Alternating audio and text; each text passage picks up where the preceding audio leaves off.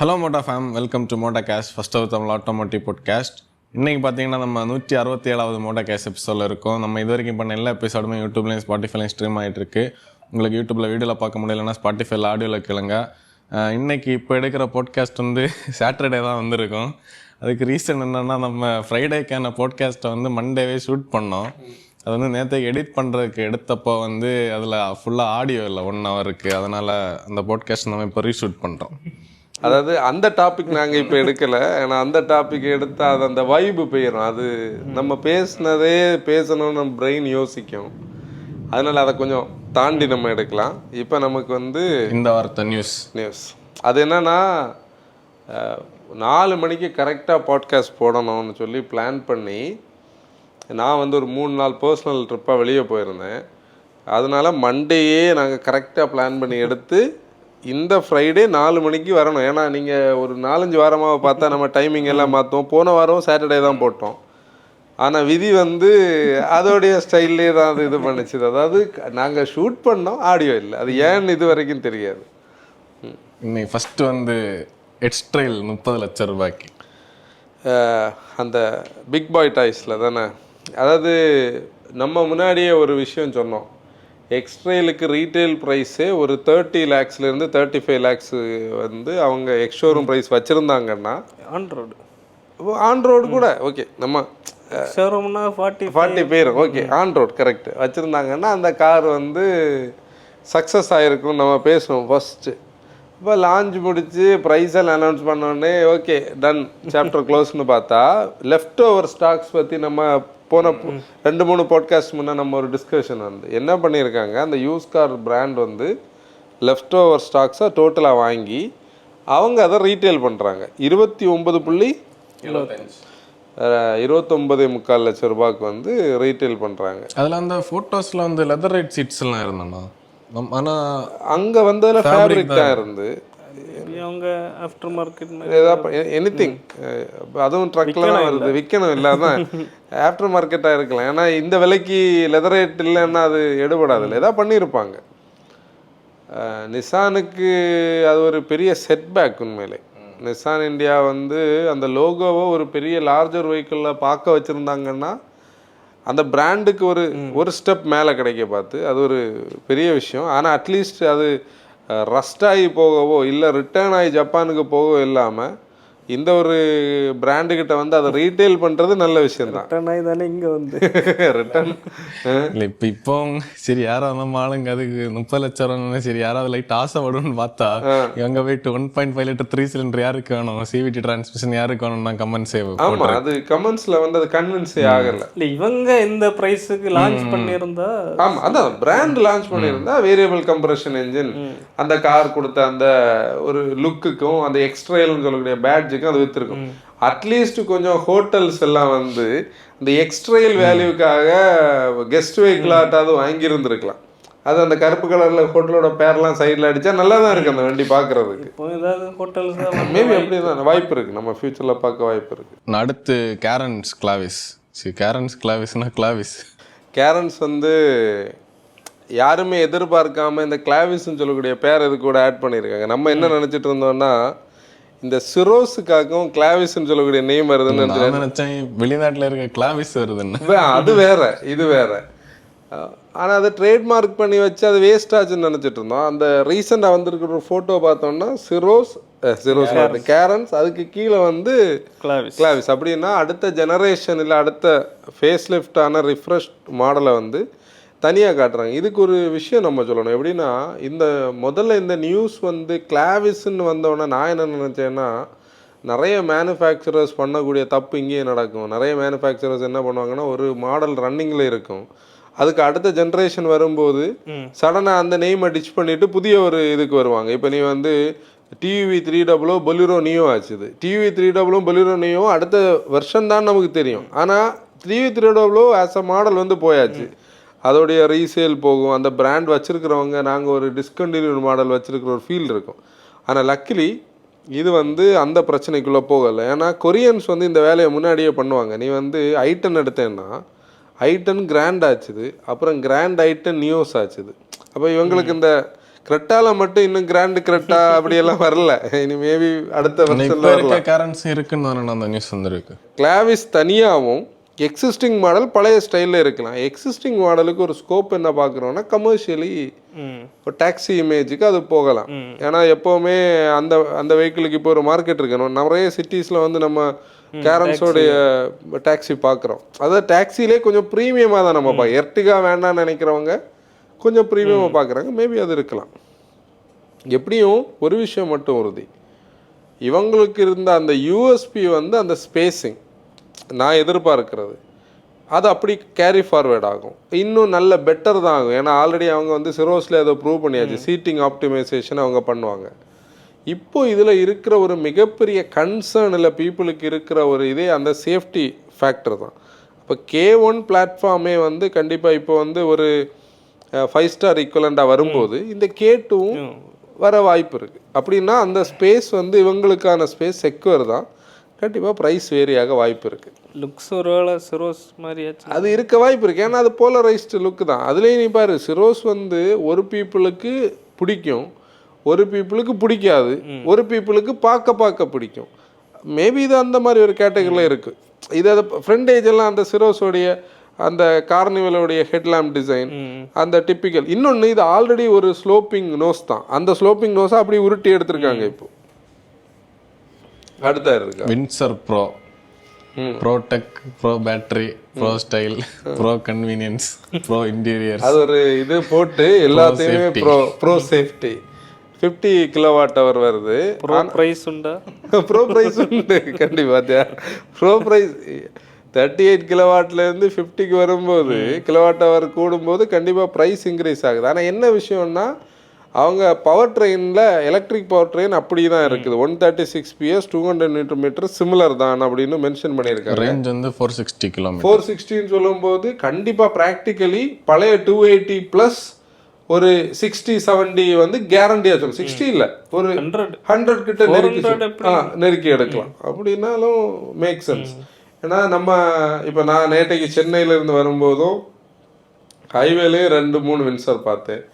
சென்னை சிட்டியில லக்கிலி நிறைய வின்சர் பார்த்தேன். பீப்புளுக்கு வந்து வின்சர் ஆஸ் அ ப்ராடக்ட் வந்து பிடிச்சிருக்கு. ஏன்னா 6 மந்த்ஸாக வந்து அவங்க சேல்ஸ் வந்து எம்ஜி எங்கேயோ கொண்டு வந்தாச்சு. இன்னொன்று பாரு, எம்ஜியில் மற்ற ப்ராடக்ட்ஸ் எதுவும் பெருசாக விற்கல. இப்போது ஹெக்டர் வந்து அப்படி ஸ்லோ ஆகிட்டு. இப்போ எப்படியும் ஆஸ்டருக்கும் அந்த ஜிஎஸ்க்கும் ஒரு அப்டேட் வரும்னு எதிர்பார்க்கப்படுது. ஆனால் வின்சர் தான் இதுவும் காமெண்ட்டு நம்ம அங்கங்கேயே பார்க்குறோம். டேனி ஏதோ சொல்ல வந்தேன். நான் இடையில ஒரு கிரெட்டா ஐவி பார்த்தேன். இங்கே நம்ம லோக்கல் புதுசு தானே? இல்லை புதுசு மீன்ஸ் லேட்டஸ்ட் ரெஜிஸ்டர் தான்.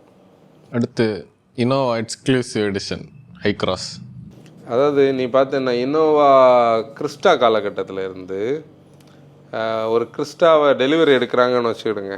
கிறிஸ்டாவை அப்படி எடுத்துகிட்டு நேராக அது பக்கத்தில் இருக்கிற ஒரு ரெப்யூட்டட் அக்சசரி ஷாப்புக்கு போகணும். ஒரு ஃப்ளாக் போஸ்ட்டு, ஃப்ரண்டில் வந்து ஒரு பெரிய பம்பர், ஒரு புல் பார், ஒரு ஹான் ஒரு 4 எண்ணம் அப்படி லைனில் வச்சு, ஹெட்லாம்பில் ஒரு ஹெச்ஏடி கிட்டுக்கு ஈக்குவலண்டாக அடித்து கண்ணெல்லாம் வந்து பழுக்க வைக்கிறதுக்கு கொஞ்சம் லைட்டிங்கை மாற்றுவாங்க. ஒரு ஃபுட்போர்டு வைப்பாங்க. அப்புறம் உள்ள கொஞ்சம் ட்ரீட்மெண்ட், இன்டீரியரில் வந்து சோஃபா மாதிரி உள்ள அந்த சோஃபாவில் போடுற மெட்டீரியலெல்லாம் சீட்டிங்லலாம் சில கவர்லாம் போடுவாங்க. ரியரில் டெயில் லேம்பை வந்து அந்த டிஜிட்டல் டெயில் லேம்ப்ஸ் வச்சு இனோவா பேட்ஜிங் எல்லாம் போட்டு ஒரு ஒரு ஸ்கர்ட் எல்லாம் போட்டு இதை பண்ணுவாங்க. இது அக்சசரி ஷாப்பில் உனக்கு கரோல்பாக் டெல்லியிலேருந்து ஆரம்பித்து நம்ம சென்னையில் இருக்கிற புதுப்பேட் வரைக்கும் ஆல் த்ரூ இந்தியா வந்து இது கிடைக்கிற ஒரு பொருளை இந்த தடவை டொயோட்டா என்ன பண்ணியிருக்குன்னா அவங்களே சொந்தமாக பண்ணி கொடுக்கணும். அதுதான் அது எக்ஸ்க்ளூசிவ் எடிஷன். எப்படி அதுதான் அது. அதில் வேற என்ன இருக்குது? அந்த இனோவான்னு சொல்லக்கூடிய பேட்ஜிங்கே ஆஃப்டர் மார்க்கெட்டில் கிடைக்கிற ஒரு கிட்டு மாதிரி ஃப்ரெண்டு பம்பரில் எல்லாம் ஒட்டி வச்சுருக்காங்க. அதுதான், வேறு மெக்கானிக்கலி டிஃப்ரென்ஸ் இல்லை. 1.25 லட்சம் ரூபாய் அடிச்சுலாம் வாங்கி அவங்க அதை பண்ணி கொடுக்குறாங்க. அவ்வளோதான். அது என்ன தெரியுமா, வரும்போது அப்படி வருமா இல்லைன்னா ஷோரூமில் ஃபிக்ஸ் மேபி இருக்கலாம். அது எனக்கு ஷோரூமாக இருக்குது. அது எடிஷன் தான் வாரது. ரூஃப் எல்லாம் பிளாக் டவுட்டாக இருக்குது. உள்ளே வந்து டியூவல் டோனில் இருக்குது. கிறிஸ்டாயே ஒரு வேலை தள்ளியா? இல்லை இது கிறிஸ்டால கிடையாது, ஹை கிராஸ்ல. நான் கிறிஸ்டா எக்ஸாம்பிளுக்கு சொன்னது. பிளாக் அவுட் அலாய் வீல்ஸ் இருக்குது. ஹை கிராஸுக்கு இதெல்லாம் ஈஸிலி அவைலபிள் இல்லாதனால இவங்களே இப்போ அதுவே அவைலபிள். நம்ம இன்னைக்கு போகும்போது நான் உனக்கு காட்டினேன்னா ஒரு இன்னோவாவில் பேக்கில் டெயில் லேம்பெல்லாம், அது இன்னைக்கு காலையில் ஒரு டெயில் லேம்பில் எல்லாம் இதே மாதிரி கலர் ஸ்கீம் எல்லாம் போட்டு ஃப்ரெண்டு பானட்டில் இன்னோவான்னு எழுதி அதில் வந்து ஒரு டிஆர்டி கிட் மாதிரி ஒரு இதெல்லாம் போட்டு ஹை கிராஸில் ஆல்ரெடி இருக்குது. நம்ம கூகுள் பண்ணாலே கிடைக்கும். அதை வந்து இவங்க பிராண்டடாக பண்ணுறாங்க, அவ்வளோதான். இல்லை அது தப்பு இல்லை, அது ஒரு எக்ஸசைஸ் தான். முன்னாடி இதில் நீ ஒன்று ஞாபகப்படுத்தி பார்த்தேன்னா, முன்னாடி இன்னோவாவில் கிறிஸ்டா வர்றதுக்கு முன்னாடி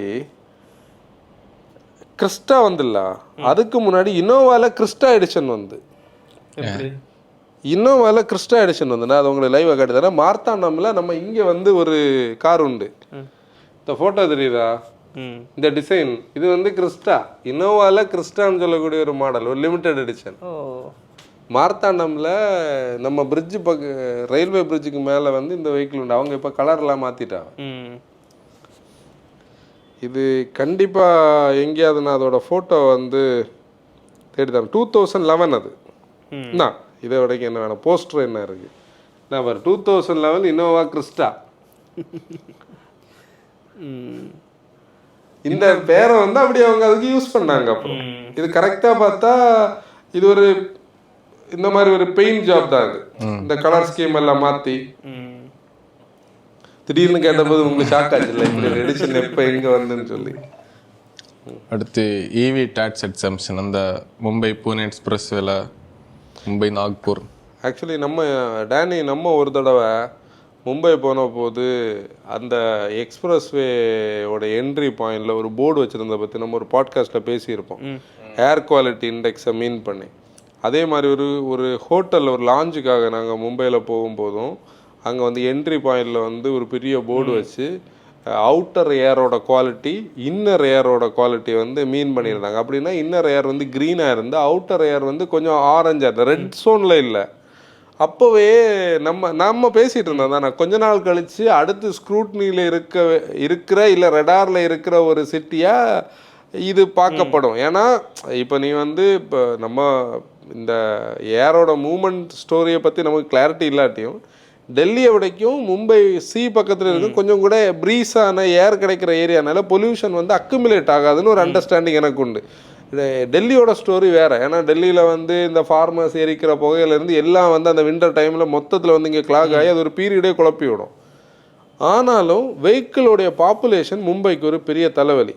அப்போ மும்பையில் வந்து இல்லை மகாராஷ்டிராக்குள்ளே நிறைய சிட்டிஸ் இப்படி இருக்குது, மும்பை மட்டும் இல்லை. அப்போ இந்த ஒவ்வொரு சிட்டியிலையும் இது வந்து லாங் டேர்மில் போகிறதுக்கு முன்னாடி ஏதாவது ஒரு ஸ்டெப் எடுக்கணும்னு சொல்கிறதுல பீப்புளை ஈவிக்கு வாங்க வைக்கிறதுக்கு என்கரேஜ்மெண்ட்டுக்கு ஒரு ஸ்கோப்பு தான் இந்த டேக்ஸ் எக்ஸம்ஷன். அதில் அந்த அட்டல் சேதுன்னு சொல்லக்கூடிய அந்த பிரிட்ஜ், அது வந்து 21.8 கிலோமீட்டர்ஸ், அது அந்த பிரிட்ஜு, அந்த பிரிட்ஜில் வந்து எக்ஸம்ஷன் கொடுத்துருக்காங்க. மும்பை பூனே எக்ஸ்பிரஸ்வேல வந்து இருக்குது. அப்புறம் இன்னொரு மும்பை டு நாக்பூர், அது அந்த ஹைவேக்கு ஒரு நேம் இருக்கு, சம்ருதி ஹைவே, அந்த ஹைவேலையும் எக்ஸம்ஷன் கொடுத்துருக்காங்க. அப்படின்னா நமக்கு வந்து நம்ம ஈவியா போகும்போது டோலில் வந்து எக்ஸம்டட் வெஹிக்கிள்னு சொல்லி அந்த டிஸ்பிளேல எழுதி காட்டும். ஏதோ டெல்லியில் ஏதோ ஹைப்ரிட் டேக்ஸ் இது பண்ணணும், இது பரிசீலனையில் தான் இருக்குது, இன்னும் அவுட்புட் வரல. அடுத்து லீப் மோட்டார்ஸ், இது ஒரு விஷயமாக இது ஆக்சுவலி என்னன்னா, இது என்கரேஜ்மெண்ட்டை தாண்டி அந்த இனிஷியல் ஸ்டேஜில் இப்போ சோ கால்டு ஈவிஸில் கனெக்டிவாக இருக்கக்கூடிய நிறைய வெஹிக்கிள்ஸுக்கு ஒரு பயங்கர புஷ் ஆகும். இப்போ ஒரு பிராண்ட் வந்து பண்ண வேண்டிய மார்க்கெட்டிங்கான அந்த ஒரு சப்போர்ட் வந்து இது வந்து ஒரு இன்ஃப்ளூயன்சிங் ஃபேக்டர், ஒரு கேட்டலிஸ்ட். இப்போ வந்து நம்ம கொஞ்ச நேரமே சொன்ன வின்சர் ஆகலாம், கிரெட்டா ஈவி ஆகலாம், இந்த மஹேந்திரோட 960, டாட்டாவுடைய கர்வ் ஆகலாம், இந்த மாதிரி கார்ஸ் எல்லாம் ஒரு ஐஸில் வாங்கணும்னு நினைக்கிற மக்களுக்கு வந்து இப்போ ரெகுலராக அந்த ரூட் ஓடுறவங்களுக்கு ஒரு பெரிய அமௌண்ட் ஆல்ரெடி இப்போ ஈவிஸ் வாங்க நினைக்கிறவங்களே பேசிக்கலி வந்து சேவிங்ஸை பேஸ் பண்ணி வாங்குற மக்களும் இருக்காங்க. அதாவது ரொட்டீன் டெய்லி பேமெண்ட் இல்லை. ஆமாம், பெரிய லாபம் இல்லை. லீப் மோட்டார்ஸ் ஈவி நம்ம ஒரு பாட்காஸ்ட்டில் சொன்னோம், ஸ்டெல்லாண்டிஸ் குரூப் வந்து நீங்கள் ரெண்டும் பிரிஞ்சிருக்கிறத ஒன்றாக்குனா உங்களுக்கு பிஸ்னஸ் நல்லா இருக்கும்னு முன்னே பேசினோம். அதே மாதிரி வந்து அவங்க ஒன்றாயாச்சு. ஒன்றானதுக்கப்புறம் ஒரு 6-7 மாதத்துக்கு முன்னாடி நம்ம ஒரு தடவை ஒருத்தங்களை மீட் பண்ண போது நம்ம இதை கேள்விப்பட்டோம். எலக்ட்ரிக் ஒரு ஆம் வந்து இந்தியாவுக்குள்ளே வரப்போகுது. அதை நாங்கள் அப்போ சொல்ல மாட்டோம், ஏன்னா அது எத்திக்கலி கரெக்டாக இருக்காதுன்னு சொல்லி. அது லீப் மோட்டர்ஸ்ன்னு சொல்லக்கூடியதான் இப்போ வந்திருக்கு. லீப் மோட்டர்ஸ் பேசிக்கலி ஒரு சைனீஸ் பிராண்ட். அது ஆல்ரெடி ஸ்டெல்லாண்டிஸ் கூட கொலாபரேஷனில் இருக்கக்கூடியதான். இப்போ அதில் 2 கோட் நேம் இருக்குது பாரு Anson. T03 hatchback C10 SUV. C10 SUV. அந்த T03 எனக்கு ரொம்ப பிடிச்ச அந்த ஃபியட் பேண்டா மாதிரி அந்த ஒரு ஸ்டைலில் இருக்குது. 500 அந்த ஒரு ஸ்டைல் எல்லாம் இருக்குது. மேபி அந்த டிசைன் எல்லாம் இவங்க எல்லாம் ஒரே இது தானே. அப்போ இந்தியாவில் வந்து எனக்கு எப்போவுமே என்னென்னா இந்த இட்டாலியன் கார்ஸ் மேலே ஒரு அது எப்படின்னா ஒரு ஐ கேண்டி கார்ஸ். இன்னைக்குள்ள கார்ஸ் எல்லாம் போரிங்கான கார்ஸ் ஆகிட்டு இருக்கிற ஒரு பீரியடில் இந்த மாதிரி ஈவிஸில் இவங்க என்ன வேணாலும் பண்ணலாம். டிசைன்ஸ்ல எல்லாம் பண்ணலாம். அதெல்லாம் பண்ண வேண்டிய ஸ்பேஸ் இருக்கிறதுல இவங்க இதெல்லாம் கொண்டு வரட்டும். ஆனால் என்னன்னா ரீசெண்டாக இன்டர்நெட்டில் நீ பார்த்தியா காம்போஸோட ஈவி எல்லாம் இருக்குது. நம்ம இன்னைக்கு சிக்வீல்ஸில் போட்டிருந்தாங்க. அப்போ ஈவின்னு சொல்லக்கூடியதுல தான் இவங்க ஃபோக்கஸ் அடுத்து இருக்குது. இல்லை காம்பஸ் வந்து ஈவி இங்கே கொண்டு வர சான்ஸ் இருக்குல்ல. வரலாம். ஆனால் அதுக்கு இதுக்கும் சம்மந்தம் இல்லை. அது லீப் வேறு, அது வேறு. அது எப்படி இவங்க இப்போது இதில் இன்னொரு ஸ்டோரி லைன் இருக்குது. இப்போ ஜீப்புக்கு வந்து ப்ரொடக்ஷன் லைன் அவங்க ஷேர் பண்ணுறதே ரஞ்சன்கானில் டாடா மோட்டார்ஸ் கூட. இப்போ இந்த லீப்பை வந்து இவங்க எங்கே அசம்பிள் பண்ண போகிறாங்கன்னு இன்னும் நமக்கு தெரியாது. மேபி இன்னொரு பிளான்ட் ஆகலாம். ஸ்டெல்லாண்டிஸ்னால அவங்க இதிலே பண்ணலாம், சிட்ரனோட பிளான்ட் கூட பண்ணலாம். இப்போ ஸ்பேஸ் இருக்குது, மேபி பண்ணலாம். அப்போது கார் ஐ மீன் ஸ்பேஸ் இருக்குல்ல, அதில் அது பண்ணலாம். இப்போ வந்து இந்த புதிய ஜீப் வந்து அந்த ரஞ்சன்கானில் பண்ணுவாங்களா இல்லை வேறு எங்கே பண்ணுவாங்கன்னு நமக்கு தெரியாது. ஆனால் ஸ்கோப் இருக்குது, ஃப்யூச்சரில் வந்து கண்டிப்பாக வர வாய்ப்பு இருக்குது. அடுத்து ரெனால்ட் டிசைன் ஸ்டுடியோ.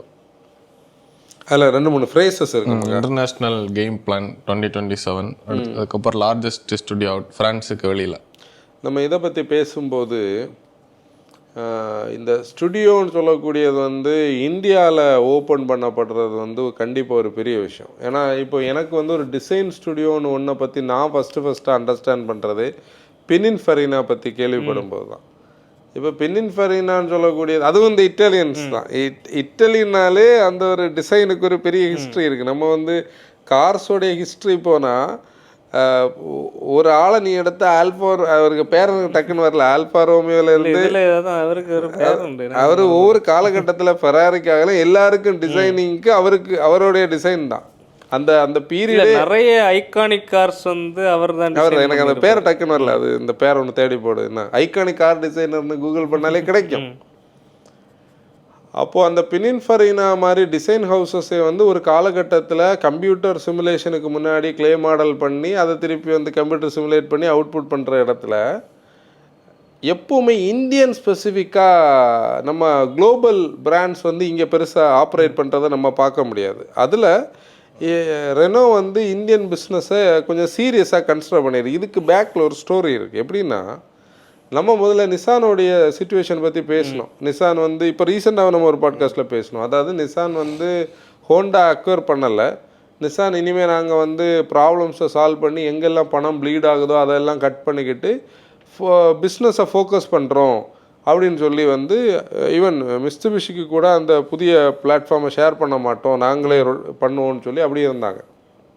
ஆனால் இந்தியன் ஆப்ரேஷனில் என்ன நடந்ததுன்னா, ரெனோ நிசான் இந்தியா ப்ரைவேட் லிமிடெட்னு சொல்லக்கூடிய அந்த என்டிட்டியை மொத்தமாக ரெனோ வந்து டேக் ஓவர் பண்ணிச்சு நிசான்கிட்ட இருந்து.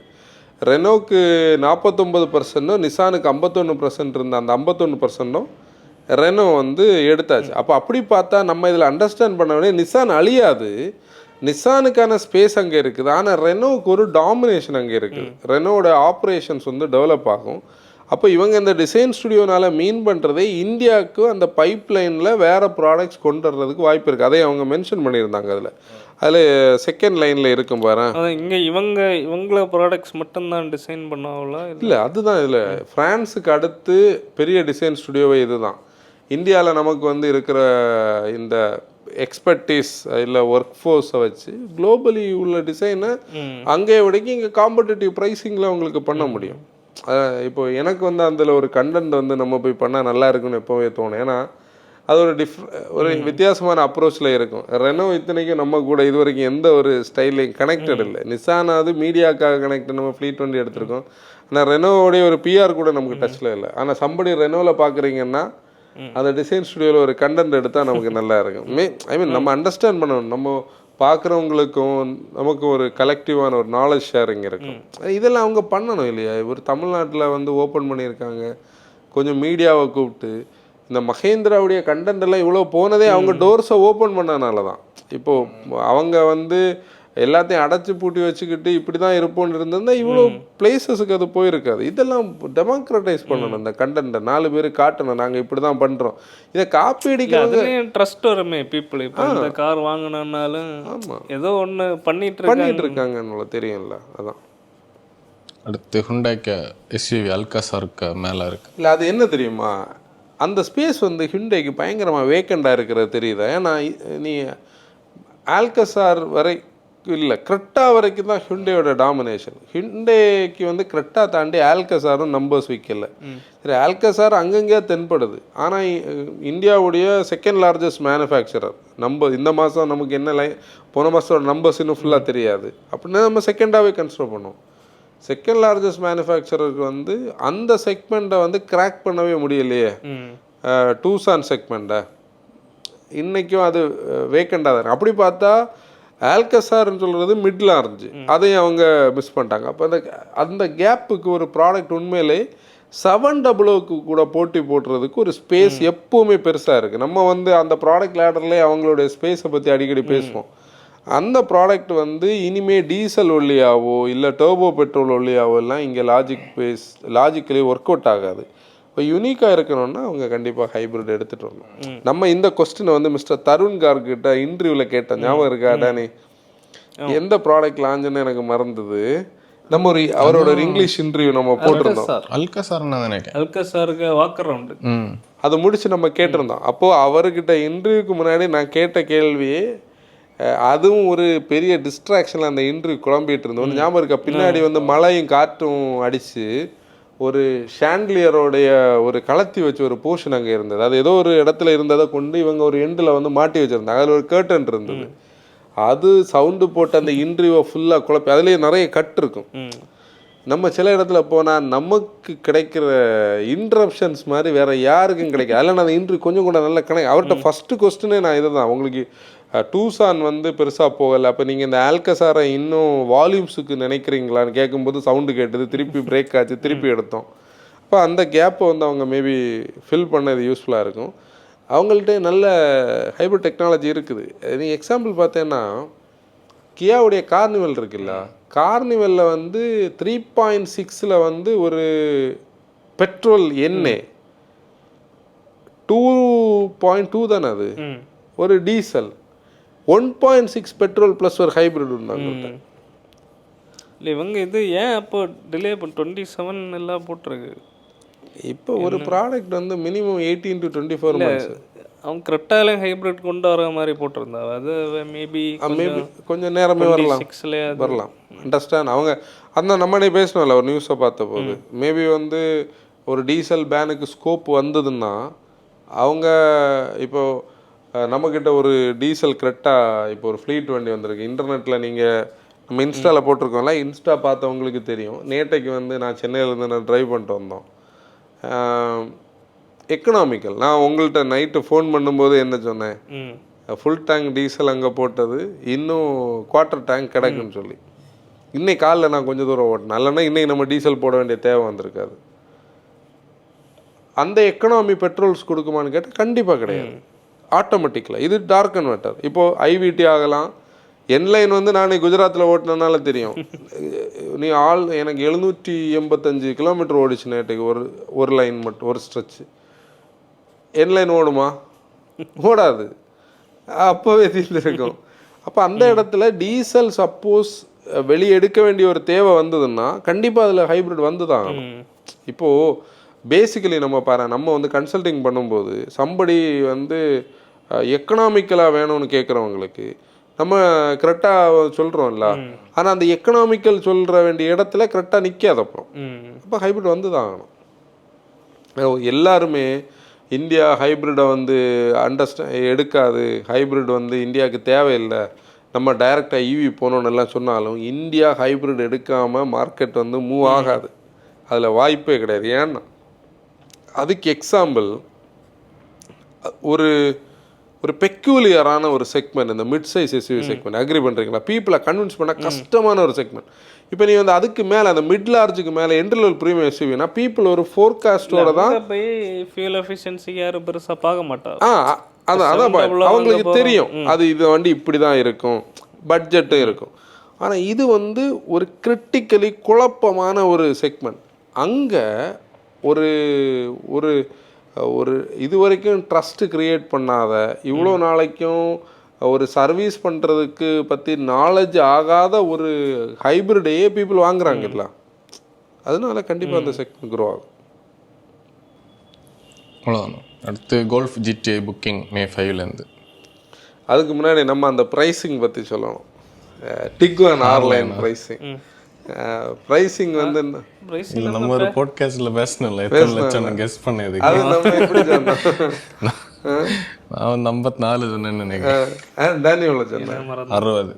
60 லட்சம் ரூபா அண்ணன் தான் கரெக்டா சொல்லிச்சு. நான் எவ்வளவு சொன்னேன்? 50 லட்சம். 48 சம்திங்ல வந்து நம்ம இப்படி பேசணும். நம்ம எப்படி இப்படி அப்படியே இல்ல, நம்ம எப்படி பேசணும்னா இப்படி வச்சா நல்லா இருக்கும். அப்போதான் டேனி வந்து நான் 48 சொன்ன போது இவங்க இதுக்கே கால்ஃபுக்கே 52 லட்சம் ரூபாயில் நியூஸ் வந்ததுன்னு சொன்னேன். அப்போ நம்ம சொன்னோம் 52 லட்சம் ரூபான்னா திருப்பி எக்ஸ்ட்ரைலோட கதை தான். திருப்பியும் நம்ம ஃபஸ்ட்டு பீஸ் பேசணும் இல்லை, பிக் பாய் டாய்ஸ் தான் வாங்கி விற்கணும். கால்ஃப்னு சொல்லக்கூடியது இன்னொரு ஜேனர். அப்போ கண்டிப்பாக ஒரு என்ன கெஸ்ட் கொடுப்போம் நம்ம? 32. 30 to 35. ஏன்னா இது கொஞ்சம் கூட premium car.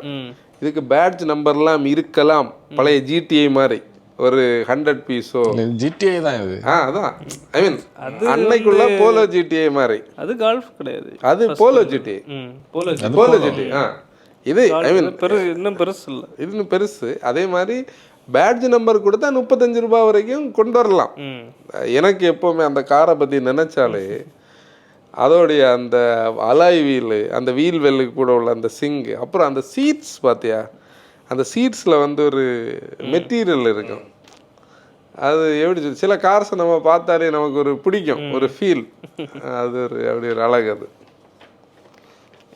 Duster Basel hybrid. டஸ்டருக்கு ஒரு புதிய நேம் நான் 2 நாளைக்கு முன்னாடி வாசித்தேன். போரியல். போரியல் அது இதுக்கு அதான வேற வண்டி இருந்தேன் நீங்கள்? இல்லை அந்த 7 சீட் இருக்கு, பிக்ஸ்டருக்கு இது கொடுக்கப்படலாம். டஸ்டர்னே வரலாம்.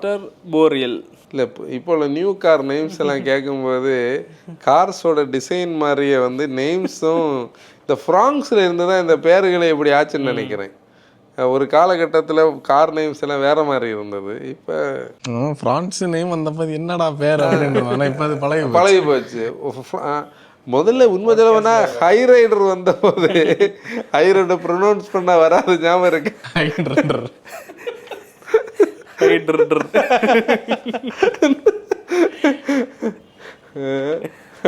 அப்படி இது ஒரு நேம் இப்படி இருக்கு, போரியல். இல்லை இது என்னன்னா இண்டஸ்ட்ரி வந்து இப்போதான் கொஞ்சமாவது ஹேப்பன் ஆக ஆரம்பிச்சிருக்கு. 25க்குள்ள இப்போதான் இண்டஸ்ட்ரி வந்திருக்கு. இப்போ கொஞ்சம் ஒரு சின்ன ஒரு மாற்றம் தெரியுது. ஒரு பிஸி ஆகிற ஒரு ஃபீல் இருக்குது. நிறைய லான்ச்சஸ் இருக்குது. இந்த சோகால்டு எங்களுக்கு 1-2 கால்ஸ் வந்தது. கிளாவிஸ் வந்து 8ஆம் தேதி லான்ச் ஆகுது. டிரைவ் அதுக்கு அடுத்த வாரம் இருக்கான். அப்புறம் பார்த்தோன்னா இது வருது, நம்ம ஆஸ்டரோடைய ஃபேஸ் லிஃப்ட் வருதான். அப்புறம் ஆல்ட்ரோஸோட வாய்ப்புண்டா தெரியாது. ஹைப்ரிட் தான் அங்கே டிஸ்பிளேல வச்சுருந்தாங்க. அதில் ஒரு ஸ்டோரி இருக்குது பாரு. என்இவிஸை தான் அவங்க ஃபோக்கஸ் பண்ணுறதா அன்னைக்கு தெளிவாக சொன்னாங்க. நியூ எனர்ஜி வெஹிக்கிள்ஸ், அந்த நியூ எனர்ஜி வெஹிக்கிள்ஸில் ஐஸ் இருக்கும், ஹைப்ரிட்ஸ் இருக்குல்ல, ஹைப்ரிட்ஸில் ப்ளக்னு இருக்கும், நார்மல் ஹைப்ரிட்ஸ் இருக்கும், இவிஸும் இருக்கும். அப்போது இனி அவங்க ஹைப்ரிட் பவர் ட்ரெயின் இது வரைக்கும் அவங்கக்கிட்ட இல்லை. ஹைப்ரிட் கொண்டு வரணும்னு தேவை உள்ள ஒரு பவர் ட்ரெயினே ஏது தெரியுமா, அந்த ஆஸ்ட்ரலில் தான். ஆனால் ஒரு அப்டேட்ஸும் ஒன்றுமே சொல்லலை. ஆல்ரெடி ஏதாவது பிளான் வச்சுருக்காங்களா, வச்சிருக்க மாதிரி ஏதாவது சர்ப்ரைஸ் வச்சுருக்கலாம். உண்மையிலே JSW வந்ததுக்கப்புறம் அவங்க கொஞ்சம் நல்ல க்ரோ ஆகிட்டு. சப்போஸ் எம்ஜி இப்போ ஆஸ்ட்ரல் ஹைப்ரிட் லான்ச் ஆனால் இப்போ கரெக்டாக இதில் எல்லாம் இவங்களுக்கு எல்லாமே ப்ரெஷர் தான். அந்த செக்மெண்ட் க்ரோ ஆகும். நான் தான் சொன்னேன், இல்லை நான் இதை மைண்டில் வச்சு சொல்லலை. இந்தியாவில் அந்த செக்மெண்ட்டில் ஹைப்ரிட் க்ரோ ஆக தான் செய்யும்.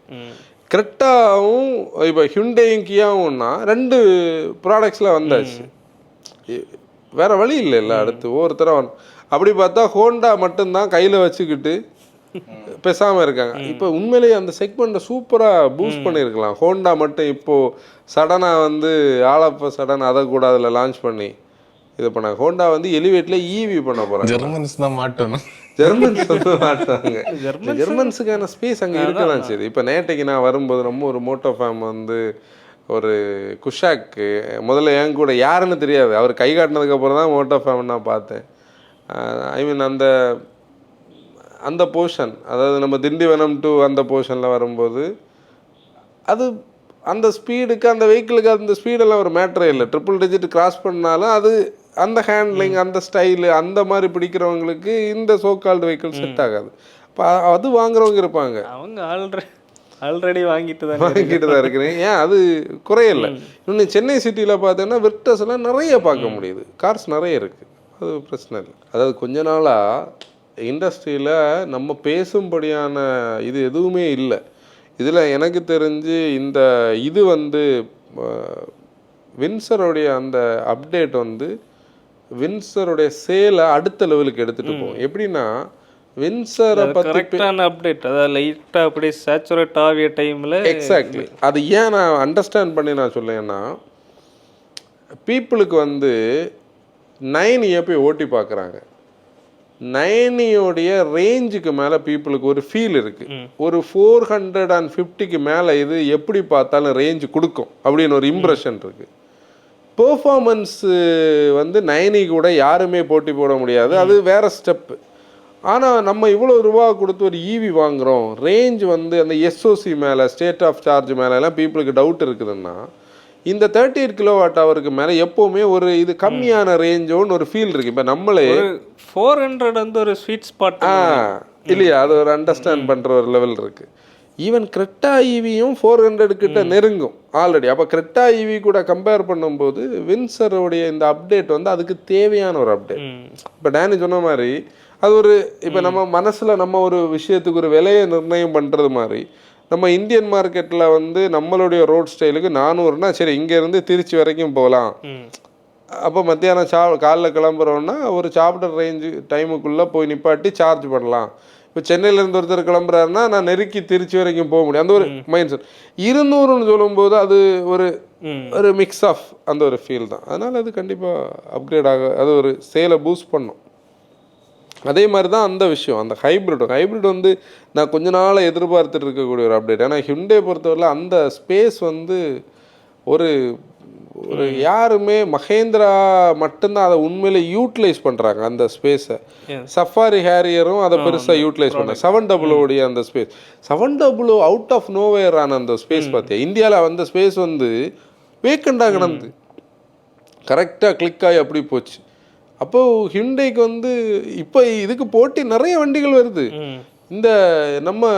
இந்த கார் இருக்குல்ல, கிராண்ட் விட்டாராக்கு ஒரு நேம் போட்டிருந்தாங்க, அதை ஒன்று சர்ச் பண்ண, அதுக்கு ஒரு புதிய பேர் எங்கேயோ ஒன்று கேட்டேன். அந்த பேர் என்னது, அதுவும் ஒரு காமெடி பேர், அது சர்ச் பண்ணு.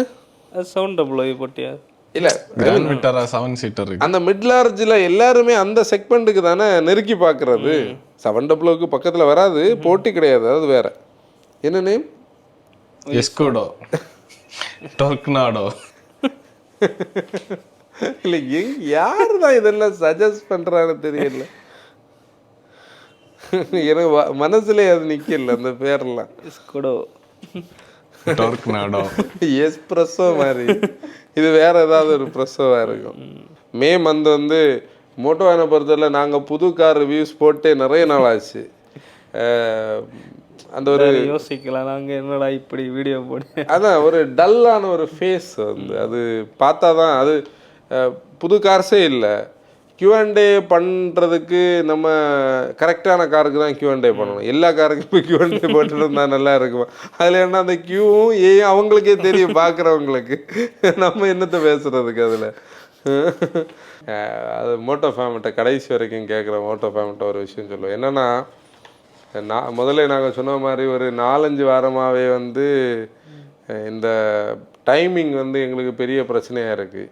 4 மணிக்கு ஷார்ப்பாக போட முடிகிறதில்ல, அப்படி இப்படின்னு குழப்பத்தில் ஓடிட்டு இருந்து. சரி, இந்த தடவை ரிஸ்க்கே எடுக்கக்கூடாது. நான் செவ்வாய் புதன் வேலைன்னு ஊரில் இல்லை, மண்டே வந்து அவ்வளோ ஸ்ட்ரிக்ட் டைமிங்ஸில் உட்காந்து ஒரு சூப்பரான பாட்காஸ்ட் எடுத்தேன். அதாவது நம்ம ஒரு ஒன் ஆஃப் த பெஸ்ட் நம்ம பேசிய ஒரு திருப்தியாக இருந்து.